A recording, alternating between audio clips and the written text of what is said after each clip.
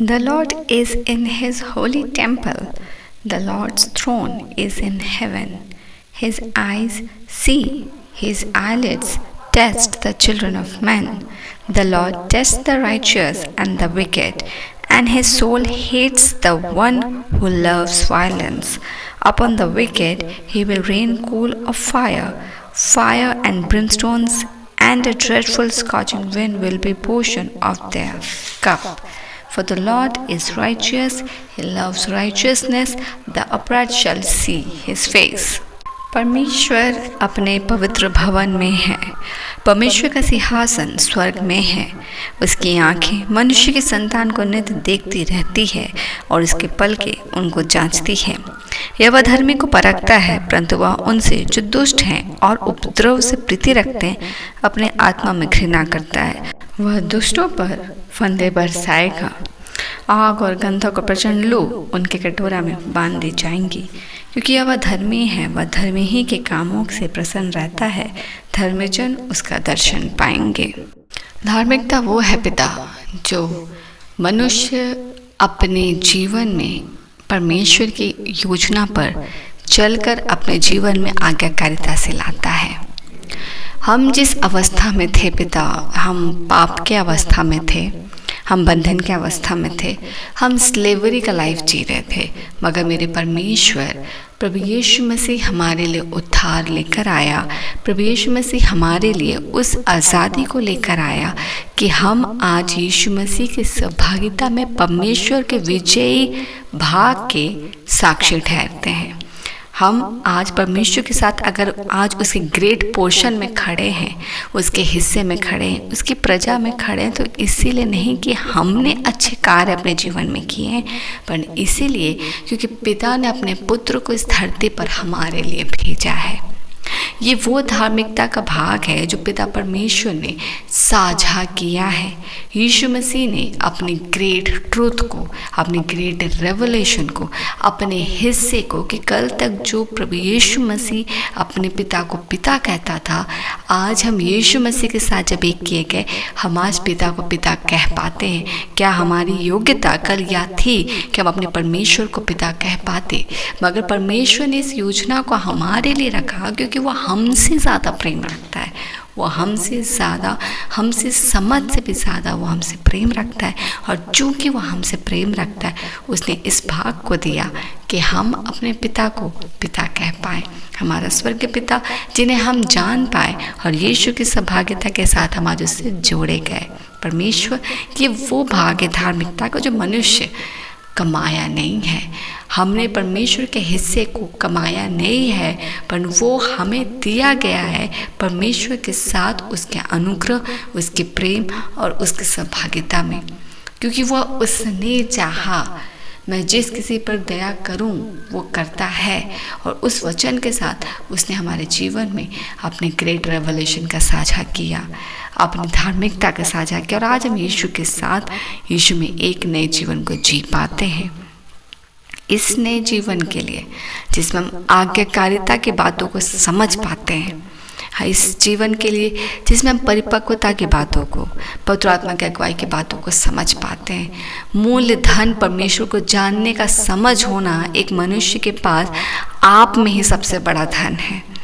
मनुष्य अगर अपने जीवन में प्राथमिकता परमेश्वर को देता है तो वो ज्ञान सबसे बड़ा धन है, क्योंकि परमेश्वर को पा लेना और परमेश्वर को जान लेना मनुष्य का सबसे बड़ा अचीवमेंट है। Nobody can know the God without His grace. Without His grace, you are not capable to know how the mighty God is. But when God is pouring the grace on you, when God is pouring the holy abundance of wisdom on you, you are capable to know who the God Almighty is.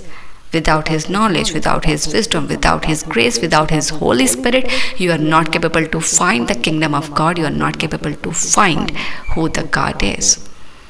हमारा questions, हमारे answers सब पर परमेश्वर यीशु मसीह ने अपने चित्त को लगाया, और इसके लिए ही आज हम धनी हैं। अगर हमारे जीवन में हमारी प्राथमिकता और हमारे जीवन का इम्पोर्टेंस, और अगर परमेश्वर के होने का इम्पोर्टेंस हमें पता है, तो हम इस अनुग्रह और धन के लिए परमेश्वर को धन्यवाद दें, क्योंकि ये वो अनुग्रह है जो हम खुद से नहीं कमा सकते। मनुष्य अंधकार में ही था और अंधेरे में उजाले की बातों को बोलने का सामर्थ्य परमेश्वर है।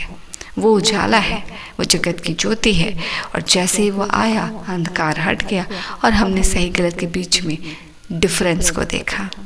हम विटनेस करते हैं कि कल हमारा जीवन जो कल झूठ से भरा था, आज वो सच को जानता है। कल जो हम स्लेवरी थे शरीर की मनसाओं और शरीर की लालसाओं में, परमेश्वर ने हमें सामर्थ्य दिया कि हम शरीर की बातों को ना बोलकर आत्मिकता की बातों पर ध्यान दें। That's the power of God.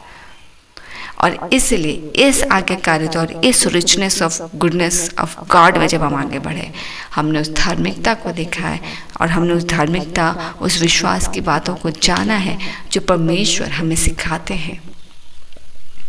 हम मंडली में खुले में हजारों रुपए दान करें मगर हृदय में हम प्रेम ना रखें, हम परमेश्वर की आज्ञाओं पर नहीं चल रहे हैं। हम प्रभु प्रभु करें मगर अपने पड़ोसी से प्रेम ना रखें, हम धार्मिकता के मार्ग पर नहीं चल रहे हैं। हम अपने हाथ को खोल रहे हैं मगर हृदय को ना खोलकर कुटकुटा रहे हैं, हम परमेश्वर से प्रेम नहीं रख रहे हैं।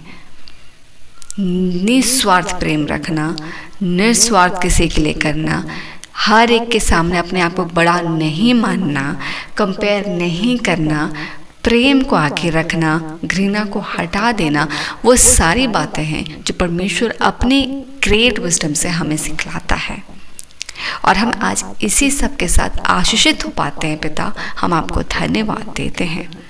हम प्रार्थना करते हैं, हे पवित्र जीवित अनुग्रहकारी परमेश्वर, आज के इस दिन को जब आप देते हैं, इस वचन के साथ हमारे जीवन को और ज़्यादा तू प्रकाशित कर। और हम प्रार्थना करते हैं कि जिस विजडम को, जिस भाग को आप हमारे जीवन में अपनी योजना के साथ देते हैं, हम प्रार्थना करते हैं वो पूरा हो। हर कोई तेरा वेसल है पिता, और हर कोई आज यहाँ इस धरती पर इस जीवन को इसलिए जी रहा है कि वो इस जीवन से तेरी योजना को पूरी कर, अपने इस जर्नी को पूरा कर तेरे पास लौट जाए। और जब परमेश्वर हम यहाँ से अपनी जर्नी को पूरा करते हैं, इम्पॉर्टेंट है कि हम वो पात्र जिस पर्पस के लिए बनाए गए हैं वो पूरा हो। वो एक छोटा से छोटा क्यों ना हो जो पेंडिंग है। वी प्रे हर एक के जीवन से तेरी योजना पूरी हो, हमारे जीवन से, मेरे जीवन से हवा तेरी योजना पूरी हो। जिन लोगों को तूने गिनतियों में व्यक्तिगत रीति से जिन जिन के लिए रखा है कि वो उनके जीवन में सजाने का कार्य करे, सहायता का कार्य करे, प्रेम का कार्य करे, वो हो पिता, ताकि हमारा जीवन आपके लिए ग्रहण योग्य हो। रात्रि की बेला को आपने संभाला है परमेश्वर, हम धन्यवाद देते हैं और आज के दिन को भी सौंपते हैं। आने जाने में तेरी सुरक्षा, तेरी सहभागिता, तेरे ग्रेट विजडम को और तेरे होली फियर ऑफ गॉड को मांगते हैं। हमारे साथ हो ले, हमारे परिवार की भी सुधि ले, उन्हें भी शुभ लहू में छुपाते हैं। हम जहाँ काम करते हैं या रहते हैं सबको यीशु के लहू में सुरक्षित करते हैं और हम मांगते हैं हम ब्लेसेड हो। धन्यवाद का भेंट चढ़ाते हैं, इन सभी प्रार्थना को मांगते पिता, अनुग्रह सुने, स्व के राज में ग्रहण कीजिए यीशु के नाम से, आमीन।